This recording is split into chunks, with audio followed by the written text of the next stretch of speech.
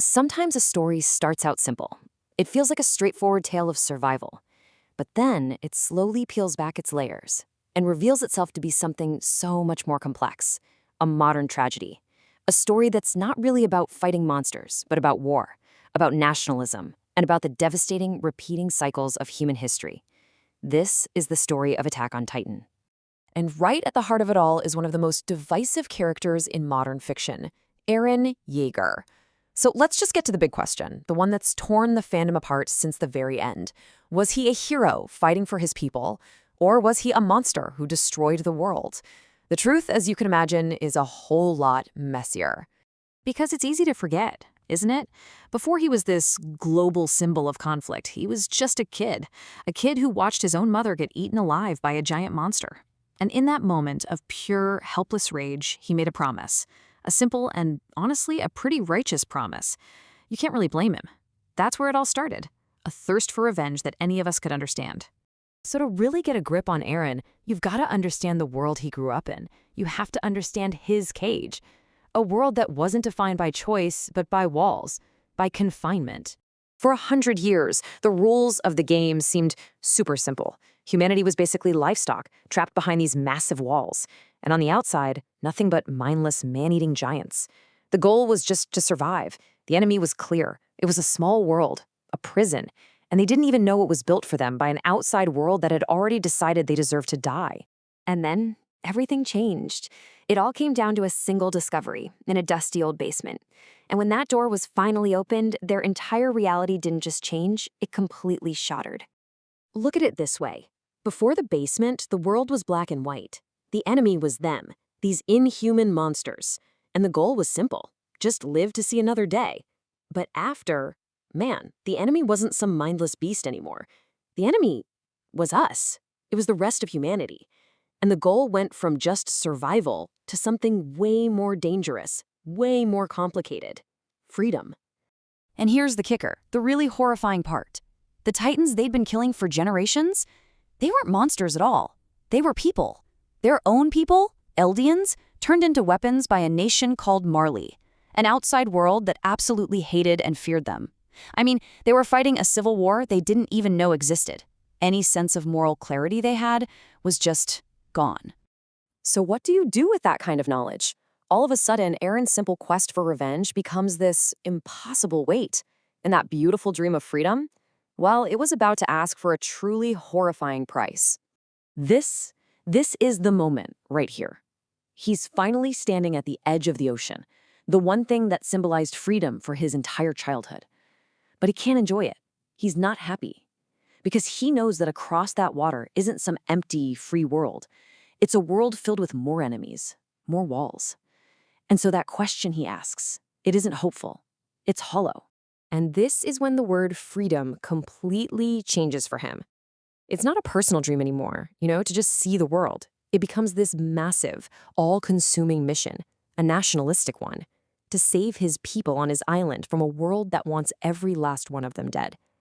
The cheerful, angry kid we once knew, yeah, he's pretty much gone by now.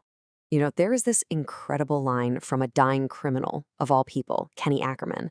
Everyone is a slave to something. And man, does that hit home for Eren.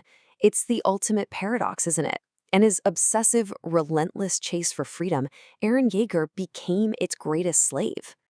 Okay, so this all leads to the big one, the rumbling, a catastrophic act of global genocide that solidifies his legacy as either a monster or a savior.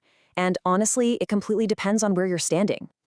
Let's look at what Eren said he was trying to do. On paper, his goals, they almost sound noble. He wants to protect his home. He wants his friends, the people he loves, to live long, happy lives. He wants to end this ancient curse that's caused so much pain. He even dreams of a world without any hatred. If you just look at this list, you could almost call him a savior. But then he drops this bomb. In his final confession, he reveals the most gut-wrenching twist of the entire story.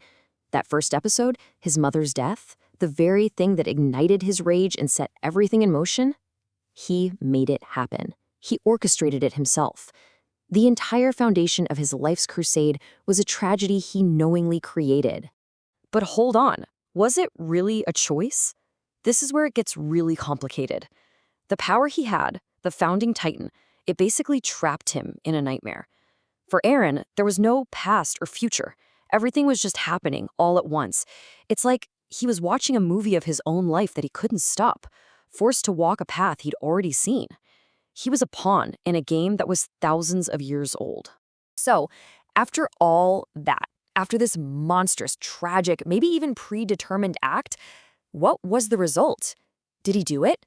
Did he actually achieve his goals and finally break that vicious cycle of hatred? Well, he did get one thing done. The 2,000-year curse, it was broken. The power of the Titans was just gone from the world. Poof. And in a deeply personal and tragic way, he got his other main wish too.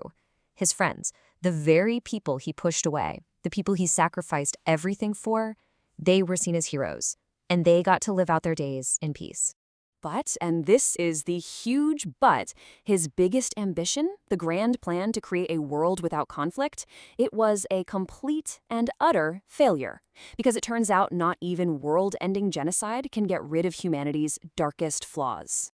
I mean, just look at what happened next. Decades go by, and his home, Paradis, becomes this modern, militarized nation. Centuries later, boom, war comes right back to their doorstep and the island is destroyed. Hatred just found a new target.